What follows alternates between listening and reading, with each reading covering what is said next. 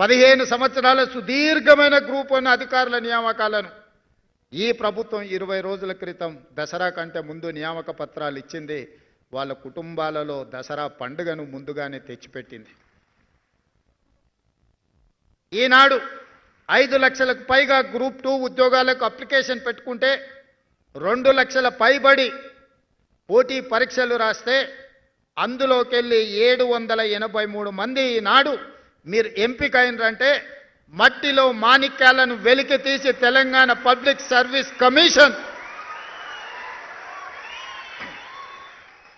ఈనాడు మిమ్మల్ని అందరినీ తెలంగాణ పునర్నిర్మాణంలో భాగస్వాములను చేసే బాధ్యత తెలంగాణ పబ్లిక్ సర్వీస్ కమిషన్ తీసుకున్నది. మిత్రులారా, మీరు ఆలోచన చేయండి. ఆనాడు తెలంగాణ పబ్లిక్ సర్వీస్ కమిషన్లో వాళ్ళు నియమించిన సభ్యులెవరు? ఈనాడు మేము నియమించిన తెలంగాణ పబ్లిక్ సర్వీస్ కమిషన్లో మీ భవిష్యత్తును నిర్ణయించే సభ్యులకి ఎలాంటి క్వాలిఫికేషన్లు ఒక్కసారి పోల్చి చూడండి. నిర్వహించిన పరీక్షలను చూడండి, వెల్లడించిన ఫలితాలను చూడండి. దీని వెనకాల ఉన్న చిత్తశుద్ధిని, శ్రమని మీరు గుర్తించండి. ఈరోజు మా కోసం కాదు, మీకోసం. మీరు మేము వేరు కాదు, మీరే మేము, మేమే మీరు. నల్లమల అటవీ ప్రాంతంలో నుంచి ఒక మారుమూల గ్రామం నుంచి ప్రభుత్వ పాఠశాలలో చదువుకున్న నేను ఇక్కడికి వచ్చినా అంటే అందులో మీ శ్రమ ఉన్నది, మీ మద్దతు ఉన్నది.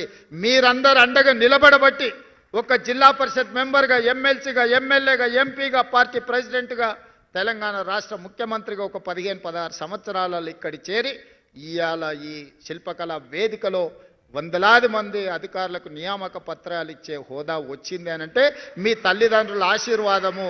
మీరు అండగా నిలబడబట్టి గ్రామాలలో మీరే కథానాయకులే నడిపించి మీరే ఒక రేవంత్గా మారి మొన్నట జరిగిన ఎన్నికల్లో మీరు అండగా నిలబడ్డారు. కాబట్టే ఈనాడు ఇందిరమ్మ రాజ్యం ప్రజాపాలనని మేము ఏర్పాటు చేసి ఈ సమస్యల్ని పరిష్కరించినాం.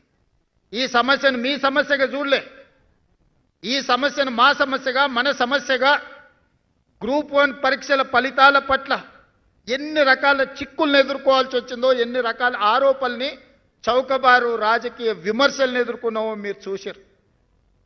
గ్రూప్ 1 ఉద్యోగాలకు రేవంత్ రెడ్డి 2 కోట్లు 3 కోట్ల రూపాయలు తీసుకున్న ర్యాంక్ వచ్చిన వాళ్ళు అని అంటే ఆ ర్యాంకర్స్ వాళ్ళ ఇంటి పరిస్థితులు చూపించారు.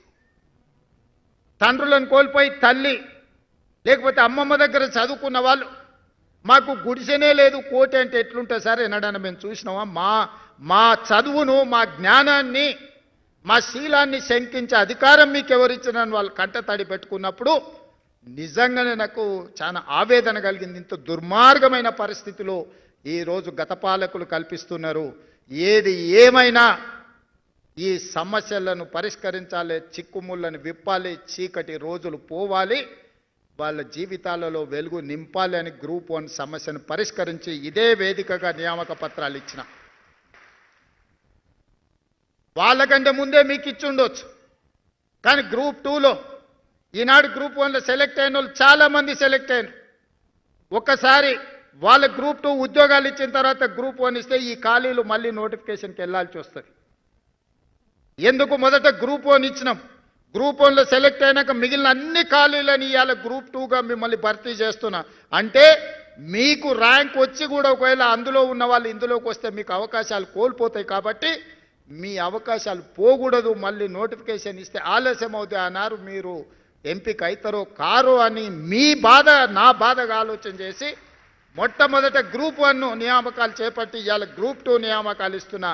మీ తర్వాత గ్రూప్ 3 నియామకాలు ఇస్తా, తర్వాత గ్రూప్ 4 నియామకాలు ఇస్తా. ఇవన్నీ కలిపితే దాదాపుగా 11,000 నియామకాలు. మొదటి సంవత్సరంలోనే 60,000 ప్రభుత్వ ఉద్యోగ నియామకాలు, టీచర్ల నుంచి కానిస్టేబుల్ల వరకు, ఇంజనీర్ల నుంచి డాక్టర్ల వరకు 60,000 ఉద్యోగాలు మొదటి సంవత్సరంలోనే ఇచ్చిన.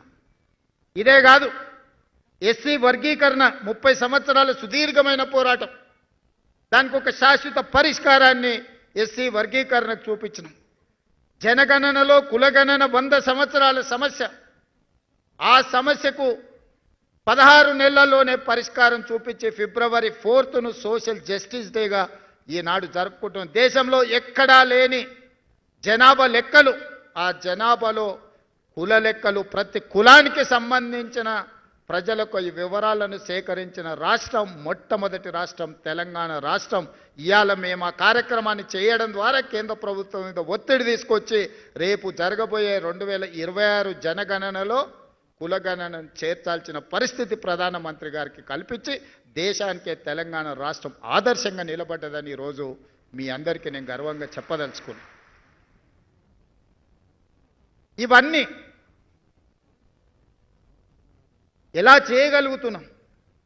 ఎన్ని ఆరోపణలు చేసిన 10 సంవత్సరాలు పరిపాలన చేసిన వాళ్ళు, 10 సంవత్సరాల అధికారాన్ని చెలాయించిన వాళ్ళు అడ్డుపడుతూ అక్రమంగా సంపాదించిన సంపదతోని ఎక్కడ పడితే అక్కడ కేసులు వేస్తూ పిటిషన్లు పెడుతూ వీధులెక్కి రాద్ధాంతం చేస్తూ సోషల్ మీడియాలో పెట్టుబడులు పెట్టి బురద జల్లే కార్యక్రమాన్ని చేస్తున్నారు.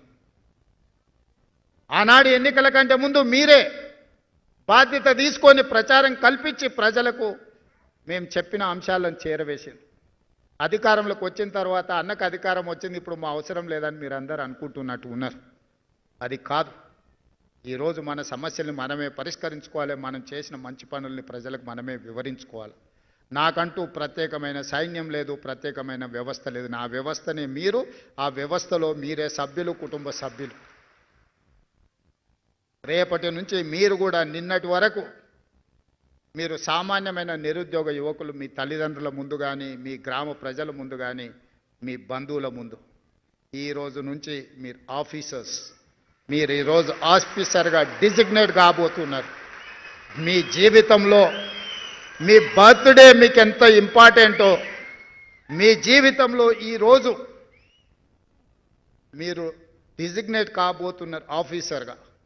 ఈరోజు మీకు అందించబోయే నియామక పత్రం ప్రభుత్వ ఉద్యోగం కాదు, ఇదొక భావోద్వేగం. ఈ భావోద్వేగం తెలంగాణ పునర్నిర్మాణ భవిష్యత్తును 2047 తెలంగాణ రైజింగ్ విజన్ డాక్యుమెంట్ను మీరు ముందుకు నడిపించడానికి ఈరోజు ఈ బాధ్యతను నియామక పత్రము ద్వారా మీ చేతుల్లో పెడుతున్న, దీన్ని భద్రంగా కాపాడి 2047కి దేశంలోనే $3 ట్రిలియన్ ఎకానమీగా ఈ తెలంగాణను తీర్చిదిద్దే బాధ్యత మీది.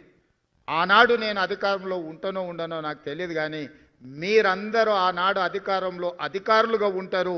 మీదే బాధ్యత తెలంగాణ రైజింగ్ 2047 విజన్ డాక్యుమెంట్ని ఈరోజు నిలబెట్టి ఆనాటికి కాపాడి $3 ట్రిలియన్ ఎకానమీగా ఈ తెలంగాణ రాష్ట్రాన్ని అభివృద్ధి చేసే బాధ్యత మీది. ఈరోజు మీకు ఇచ్చే బాధ్యత, ఈరోజు మీకు ఇచ్చే నియామక పత్రము, ఇది తెలంగాణ యొక్క బాధ్యతను మీకు అప్పజెప్తున్నాం. ఇది గాజు అద్దం లాంటిది, మీరు కింద పడేస్తే పగిలిపోతుంది. ఈరోజు తెలంగాణ గుండెకాయ సచివాలయంలో పనిచేయడమే కాదు, మారుమూల ప్రాంతాలలో మీరు పనిచేయబోతున్నారు. రేపటి నుంచి మా ఆడపిల్లలు అందరూ అత్తగారింటికి పోతారు, ఉద్యోగం వచ్చింది కాబట్టి పెళ్లి చేసుకొని. వాళ్ళ జీవితంలో అత్తామామలు వస్తారు, మరి అత్తమామలనే చూసుకోవాలి, తల్లిదండ్రులను చూసుకునే బాధ్యత లేదా అని మీరు అనుకుంటే, ఈనాడు తల్లిదండ్రులు కొడుకైనా బిడ్డైనా సమానంగా చూసుకుంటారు. మా ఆడపిల్లలందరికీ నేను సూచన చేస్తున్నా, మీరు అత్తగారింటికి వెళ్ళిన అమ్మ నాయనను మంచిగా చూసుకోండి, మీరు బాధ్యతగా తీసుకోండి. ఇక మా సోదరులకు చెప్తున్న, కట్నాలు వస్తాయి, కార్లు వస్తాయి, అత్తమామ వస్తారు. ఇప్పటి వరకు ఉన్న అమ్మ నాయననేమో చేదవుతారు, కొత్తగా వచ్చిన అత్త మామనేమో తీపి అవుతారు. నేను చాలా మందిని చూస్తున్నా.